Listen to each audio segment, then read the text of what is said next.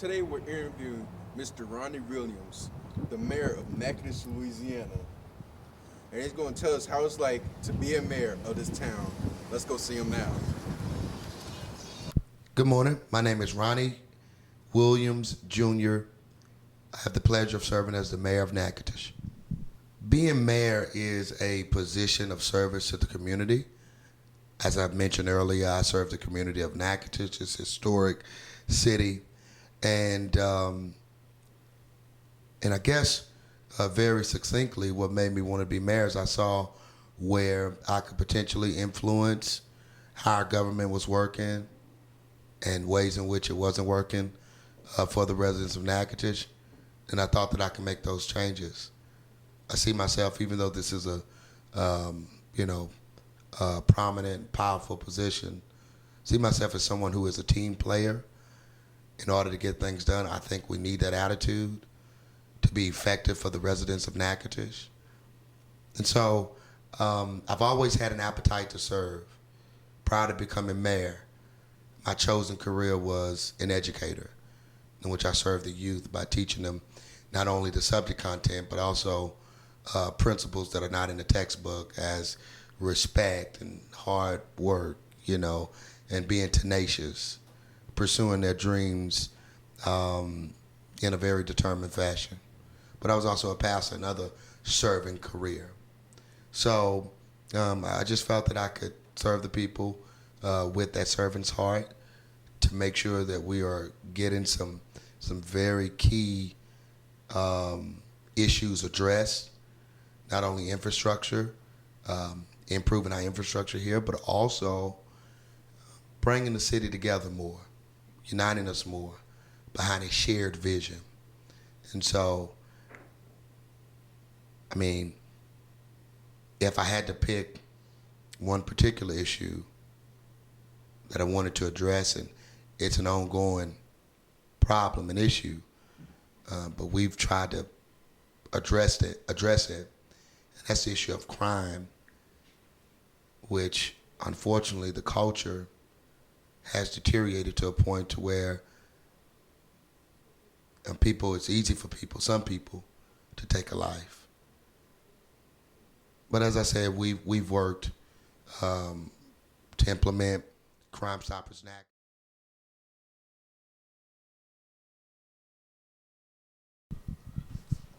Yeah, I'm passionate about the youth. Spent 12 years educating the youth, trying to guide them in the right direction. The subject I taught youth was world history. I enjoyed my time doing that. I think I may have said a little bit earlier, we're excited about the Boys and Girls Club coming back. I believe our youth need to be engaged, positively engaged.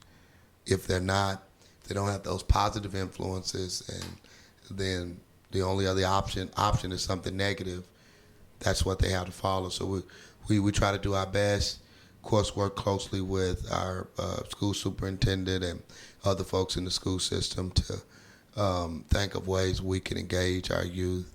We'd love to see us develop some after-school tutoring programming to see that happening, and we're working on that. Of course, looking for the funds to help to keep that going. What we're trying to develop, and I just went around to a few schools, want to relaunch the Mayor's Youth Council, where youth are engaged in local government in a way that they even give advice to the mayor and the city council about some steps we can take here in city government to improve the lives of the residents who live here. So we're starting that process. We actually have applications at all the area high schools, not just in the city, but also Lakeview as well. And so just really looking forward to working with the youth in that manner. I think there's some other engagement opportunities we could participate in.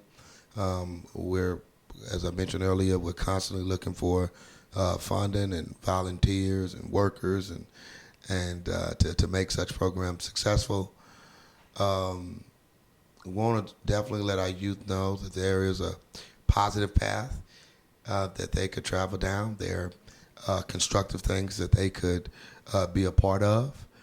And certainly we have here sporting activities from baseball, football. We've added volleyball. Last year we had, this summer past we did for the, we haven't done it much, but we had basketball during the summer league basketball. So those having a vibrant recreation and keeping recreation viable and make sure funding is there that we can continue to do what we've been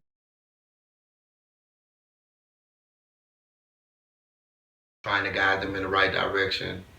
The subject I taught youth was world history. I enjoyed my time doing that. I think I may have said a little bit earlier, we're excited about the Boys and Girls Club coming back. I believe our youth need to be engaged, positively engaged. If they're not, they don't have those positive influences, and then the only other option is something negative. That's what they have to follow. So we try to do our best. Of course, work closely with our school superintendent and other folks in the school system to think of ways we can engage our youth.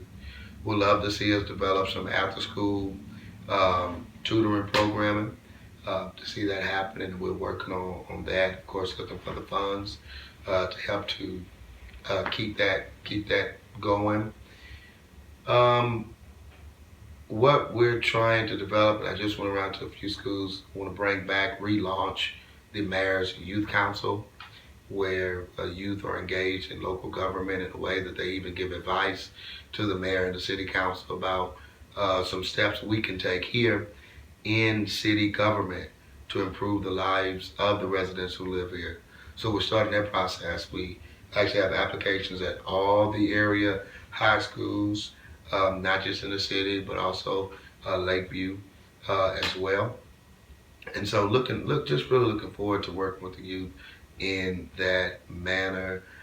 I think there's some other engagement opportunities we could participate in. We're, as I mentioned earlier, we're constantly looking for funding and volunteers and workers and to make such programs successful. We want to definitely let our youth know that there is a positive path that they could travel down. There are constructive things that they could be a part of. And certainly we have here sporting activities from baseball, football. We've added volleyball. Last year we had, this summer past we did for the, we haven't done it much, but we had basketball during the summer league basketball. So those having a vibrant recreation and keeping recreation viable and make sure funding is there that we can continue to do what we've been doing and even enhance what we've been doing. That's really important in terms of our youth engagement. But we're always open to any other things we can do to really develop our youth. So, but excited about some things that are already in the process of moving forward. Well, I think what's good now with the leadership we have, even previously at the university, of course, there's a new president, Dr. Jones, is coming in. I know he's going to be innovative. He's going to bring a level of energy. But even leadership here at our school system, Natchitoches Parish School Board, Dr. Eloy and others in that administration have worked even closer together in Eloy's short time as superintendent. So I think that relationship in terms of letting students know, I mean, we have a great resource, a great university here in the Northwestern State University, but not only that, and it's gone to the press release, but our technical college is going to become Bossier Parish Community College that already had a previous relationship with the university. It's just going to be a seamless transition in terms of that part. But so I think our school systems, the K through 12 school system, is working a lot closely with the university, those counselors. What's good now with the leadership we have, even previously at the university, of course, there's a new president, Dr. Jones, is coming in. I know he's going to be innovative. He's going to bring a level of energy. But even leadership here at our school system, Natchitoches Parish School Board, Dr. Eloy and others in that administration have worked even closer together in Eloy's short time as superintendent. So I think that relationship in terms of letting students know. I mean, we have a great resource here, a great university here in the Northwestern State University. But not only that, and it's gone to the press release, but our technical college is going to become Bossier Parish Community College that already had a previous relationship with the university. It's just going to be a seamless transition in terms of that part. But so I think our school systems, the K through 12 school system, is working a lot closely with the university. Those counselors know the process by which a student can get accepted to the university. I think the counselors, in fact, with the Mayor's Youth Council that we're trying to bring back, the counselors at these high schools, that's who the kids are talking to about those particular programs, those opportunities in terms of what they can pursue for a scholarship and what the GPA needs to be, all of that information. So I think it's already in place, and it's even just getting stronger in terms of what Dr. Eloy is trying to do from the school board standpoint, and also with the university folks in terms of fostering that relationship, making it a better relationship. And I think it's gonna provide some dividends for us in terms of more students staying here and getting their education. And I think that's gonna be really great for us.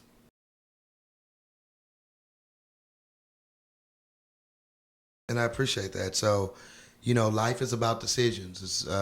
It's filled with decisions we make. And again, kind of, we want to make sure that our youth are exposed to people who have been successful, people who are on the path to success. The university can play a part there as well with the students that are attending, who want to give back to the community where they're getting an education from. Community thing.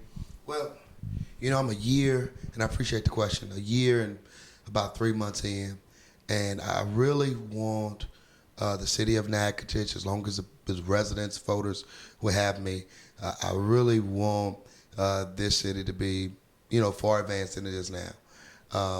People often say in a cliche fashion, you want to leave the society, the civilization, the city better than we found it. Want to leave it for our children. So there are infrastructure needs that, because of dollars not being there. I mean, infrastructure, we talk about that. That's your streets, but also your water facilities, that's your underground pipes. I mean, infrastructure includes so much besides your streets. But we want to find creative ways in how we can address those in a quicker fashion for the residents of Natchitoches. All right.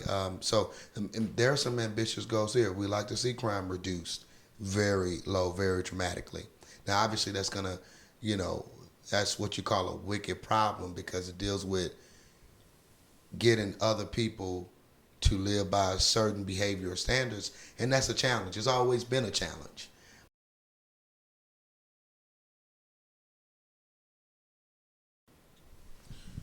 Yeah, I appreciate that question as well. I've heard from a couple people who I even am related to, who had some positions, or some views, I should say, about pastors not being into public service. And I guess they see politics as being something that can be corrupt, if you will. And they said pastors shouldn't be doing that. But I beg to differ. Obviously, I ran as a pastor.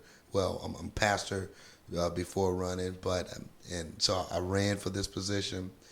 I believe a pastor, just like anybody who has their heart right, anybody who has a community, is a community-minded person, should be able to run for office. Obviously, there's nothing but people's needs, even above your own needs. And that's, if you're going to do a good job as mayor, a lot of times that happens. You consider the needs of the people. You're thinking about what we need here to make life better for the residents. And that doesn't stop at 4:30. That doesn't stop because it's the weekend.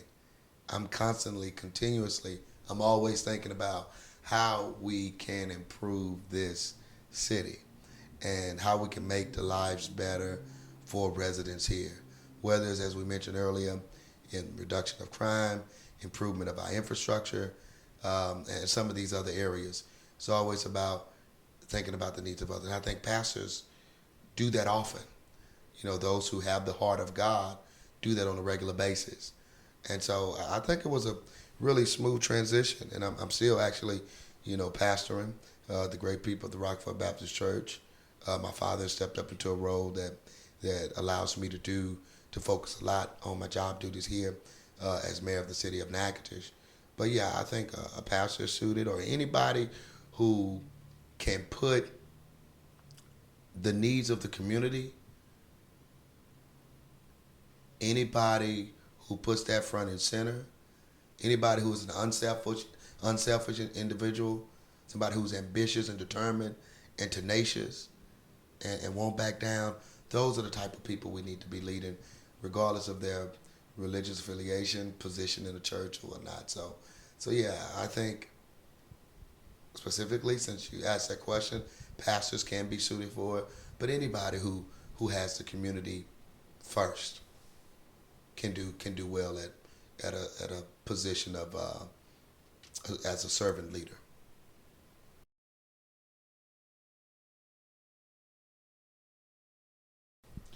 Yeah, and I think a lot of Christian principles um, are almost universal. Well, let's think about this one. Do unto others as you would have them to do unto you. Principles like that we associate with Christianity. They're also, principles in other religions. Buddhists talk about treating others with respect. Jews, from which Christianity was born. Islam, some of the same principles as well. And even non-religious, not just influential in Christianity, but even the Muslims consider Jesus to be a major prophet. That there are principles of Jesus that just work, whether you're Christian or not, that just make sense. And so Jesus was the type that um, he didn't, when it came to the masses of people, he taught what he had to talk, and I think he stood strong and he was convicted on what he taught, but he didn't do it in a closed-minded fashion. He was accepting. He was open arms to people. I mean, look at some of the folks that he went to. He went to quote unquote sinners' homes. He went to he ate with the tax collectors and folks like that. Tax collectors were not held in high esteem in those particular days. But um, I try to not only verbalize what I believe, but I try to live by them. The old saying, actions speak louder than words. So try to, you know, live by a set of principles, and people could see that. So yeah, my whole thing is I think you try to another saying, you could reach more, you could attract more flies with honey than you can with vinegar. You attract more people with honey. You attract more people being open, being respectful of their thought processes. And I think it's important for us to have friends and have associates, certainly, who don't think all the same ways that we think. I think it's important to have that diversity of thought.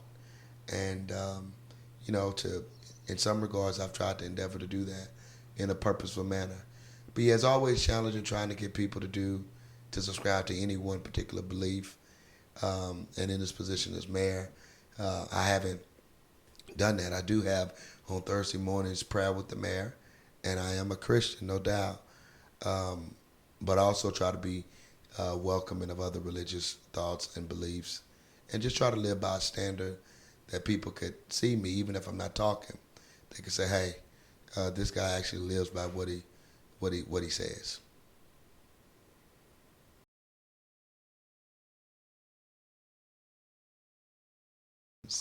Um, so, and the list goes on and on, right?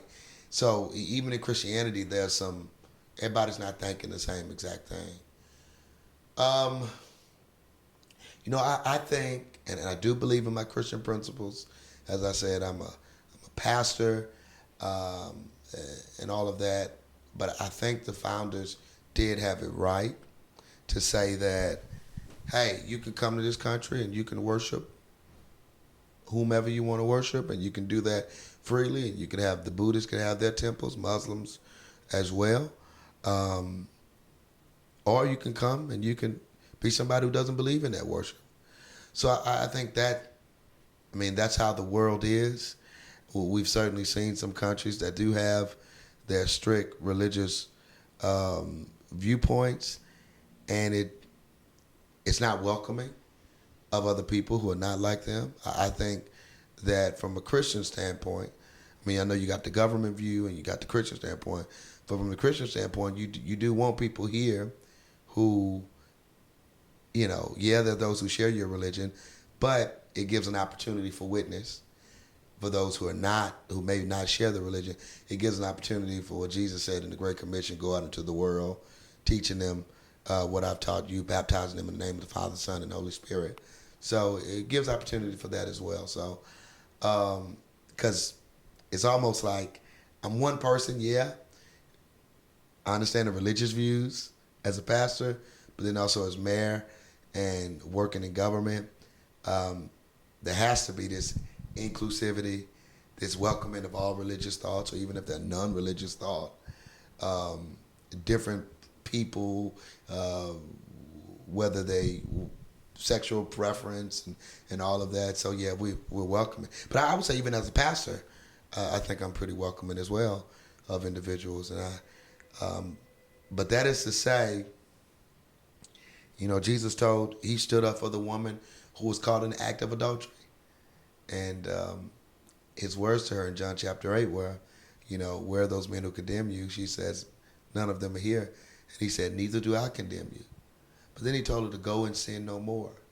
I'm not going to condemn you, but now live a life that is by the will of God, so forth, so on. So I think from a governmental standpoint, it's important to have this freedom of religion idea that the founders put in place. But that also means that there's work from a Christian standpoint.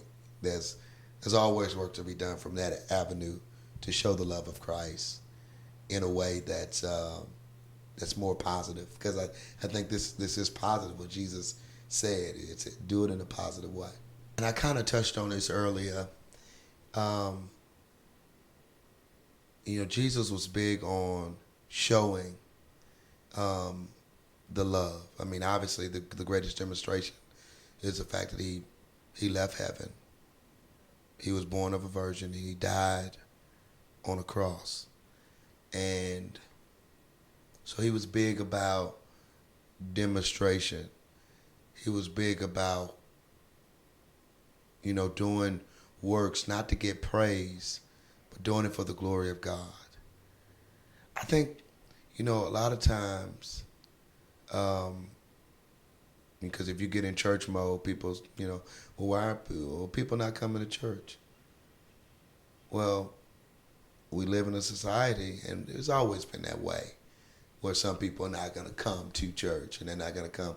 But that's why Jesus said, go out. He said, get away from your normal things. Go out and show and tell people that there is somebody who loves them more than they even love themselves. And I just think it needs to happen by not just our words, as I alluded to earlier, but it needs to happen by our works. Jesus said, when you've done it for the least of these, you've done it unto me. When you've given food to the hungry, when you've given clothing to those who are without clothes or without adequate supply of clothes, when you have visited those who are forgotten about in the prisons. So I think that really matters in terms of compelling people to be saved, if you will, drawing people into Christianity, to go to church to show the love, to live in obedience to God, which the commandment is there to do these things for the least of them.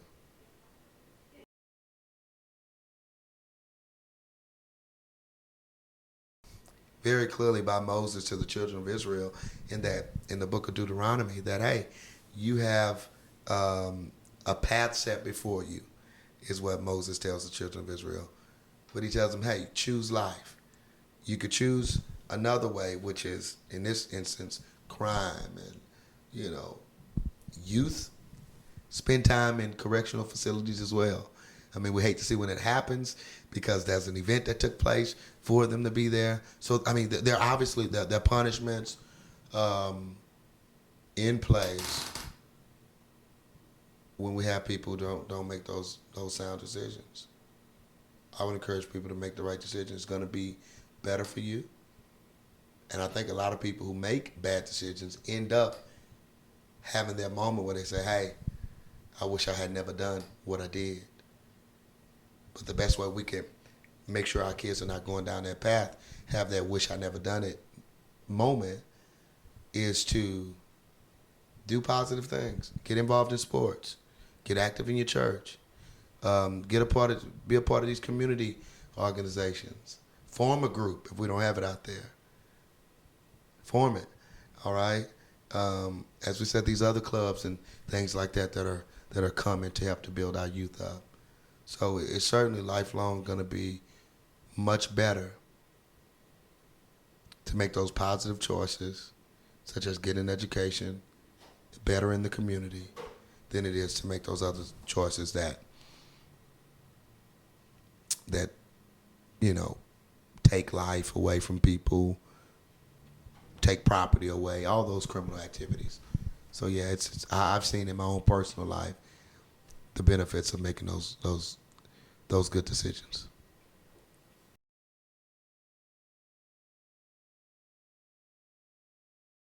Yeah, and that probably some support. So you certainly need, you need to organize maybe some goals that you're trying to come up with. A lot of times what you want to do, there's a template out there. I know kids nowadays know how to Google.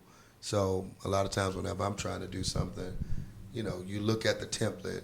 Somebody's done this before, for the most part, And so you look at other templates and you can kind of pick out what's good for you. What do you want to establish as your guiding principles? What's the reason for this organization? What are you trying to accomplish? So you have to decide there that. And then you also have what's your committee, decide when you're going to meet, and in your meetings you're planning what you're going to do. Here's what we want to do in the next 2 months or this quarter. All right, so yeah, I think those are just some basic ways in which you could have to kind of form it, especially if it doesn't need any money really to do it. And a lot of organizations don't necessarily need money. You need a meeting space, all right? You need people to help you, but yeah.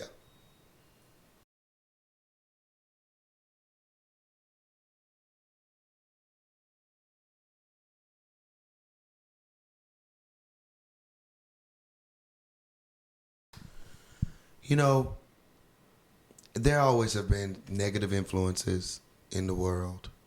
And this is nothing new. I think what's different is it's made so easily available. We have streaming services where people could stream the music. You got YouTube and all of these influences that are out there, and some of them are not good.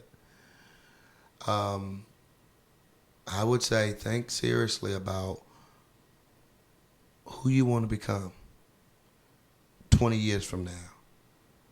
Because whether we think about it or not, whether we connect it, it matters. Planning now, you should plan right now for who you think you want to become. And that doesn't mean that won't change. And I hope that the youth want to become, and when they have a model, that is somebody who is a person who is contributing to society in a good way, a person who's obeying the laws, a person who is, giving back to the community in some way. So Think about who you want to be 20 years from now and work toward that goal. Even if you don't specifically know what occupation. If you know you want to be able to have your own house, your own car, well, that takes a career that's gonna, pay a decent salary. So you work toward that. School is important. Listening to your teachers right now is something that's really important to do. Because I know 99.9% of the teachers want to see students be successful. We don't get into it because of the money, because the money is not lucrative. But you really ultimately get into education because you want children, you want to build children, build their lives, help to do things, talk to them about actions that they could take to be successful. So you have to start thinking is the importance of being a reader, being an avid reader. There are many, many, many benefits of being an avid reader. But I appreciate you, Malcolm, this time. I hope that I've said something that has helped and will help somebody. Be encouraged. Don't let obstacles stop you. Don't let a bad grade stop you. Just continue to move forward. Think about what went wrong. Learn from it. And move forward and do better the next time. Thank you all for listening today.